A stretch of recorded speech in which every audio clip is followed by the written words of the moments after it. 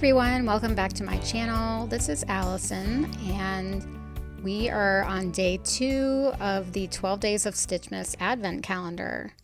So I will be unboxing this, so if you want to be surprised, you should probably stop this video now, but here we go. So we are on day 2. If you missed day 1, I'm going to have a link to that video at the end of this one. So we are going to open the little window and there's going to be a reveal. So the die for today are these cute little candles with some greenery. So I'm just going to pull the top layer off and we're going to take a look at what dies are included in this little set. It's so fun opening these little windows. All right, so what we have is we have a shadow layer for the candles, and then we have the stitching part of the candles, and those are the outlines. So here you see the outlines with the stitching dies inside. There are the flames with the stitching part of the flames. There's some leaves and berries. So as promised yesterday, I'm going to do both a stitching project and a non-stitched project. So we're obviously going to do stitching first. I have some pale yellow embroidery floss, and this is 6 strands from DMC, and I'm just pulling them apart in half. I am working with 3 strands. Why? Because that's just what I chose to do. So I'm coming in up through one of the outer holes in the flame. And then I'm going to go down through the middle. And I'm not using washi tape on the back of this. If you can see, I have this long piece of thread that I left hanging out. And I'm just kind of holding on to that until I work my way around the little flame a little bit more. And then I'll know that it's secure. Because it's so little, there's really no place for me to put washi tape. If you saw yesterday's video, I do use washi tape often to secure that first bit of thread when I'm stitching. So now that I have stitched it all, and that took no time at all, I have these 2 loose ends and I'm just going to tie it in a knot. And that's why I had left that long loose end at the beginning. And then I'm just going to double knot it. And then I can snip it, and I didn't need to use any washi. Now you can do that on any stitching. I just am in the habit of using washi when I can. All right, so now that I threaded it with yellow, I'm coming in with some gold floss. This is also from DMC, and I'm just taking the single strand of it. And I'm just basically going to go back over what I just did. So I'm coming again up through one of the outer holes, down through the center. And when I have a center hole or like a single hole that all the other ones go to, I tend to go down that single hole as opposed to coming up the single hole and going to all the other ones. And that, I don't know, that's just how I do it. So again, I'm just following the stitches that I already made, and this is really just basic stitching. And when I'm done with that, I will do the same thing. I'm going to just tie off the 2 loose ends of thread. Now on camera, I'm going to try to show you what this gold thread looks like, but it's kind of hard to see on the screen. But you really can see in real life what a difference adding the metallic makes. So I'm going to snip that off, and I'm going to try to zoom in so that you can see it. So here we go, I'm zooming in. And the one on the right does not have gold, the one on the left does. So I'm not sure if you can see that. So maybe you can see it a little bit, hopefully. All right, now we're going to move on to the candles. So I have white thread, and again, I'm splitting it apart so that I'm just working with 3 strands. And like I mentioned yesterday, the stitching dies from Spellbinders are kind of just foolproof. You just follow the lines that are in the die. So I'm coming in at the very bottom right hole in this candle. And for this one, because I have space, I am going to secure it with washi. And so once I'm done securing it, I'm going to go from that bottom hole and I'm going to go up. I'm just following that line in the die. And then at the top, I'm going to go right next door to the hole next to it through the back. And then I'll come back down in the front to the hole at the bottom. And then here again, I'm going to go to the little hole next door through the back and come back up to the top. Could not be any easier.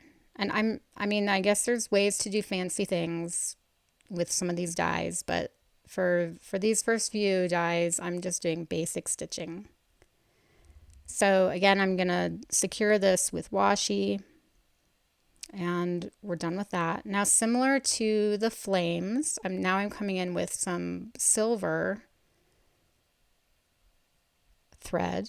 And again, I'm just going to follow the stitch lines that I just made in white.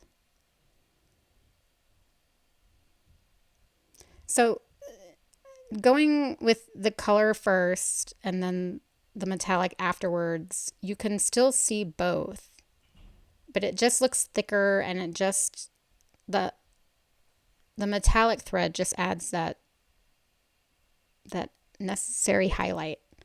And because these are candles, I thought it was just a good time to use the metallic to add that little bit of sparkle. So once I'm finished with this, we are done with the stitching part of the project. Super easy, right? Okay, so I'm going to zoom in. These are a little hard to see the silver on the white, but there they are, all finished. So what you're seeing right now, I haven't glued anything down. This is just the basic layout of what I'm doing. And the background, I use this In the Pines embossing folder. And then this sentiment is really cool and it's pretty new. This is the Christmas die and Glimmer sentiments. So there's actually, the making word is a die, and then the Spirits Bright is hot foiled. And I hot foiled that with white opaque foil. So now I'm taking some Distress Oxide and my little Tim Holtz sprayer, and I'm going to get a bunch of ink on the brayer, but I'm going to rub a lot of it off because I just want a very light touch. I just want to lightly highlight the branches on this embossing folder. I love this embossing folder. This came out, I think this came out with the Make It Merry Christmas kit a month or so ago. All right, so I have glued that panel down to kind of a creamy card base. And here I'm showing you why I chose this sentiment. I thought it kind of fit together with the shadow of the candles really well. And so I've already glued down the leaves because I always glue kind of from the back up.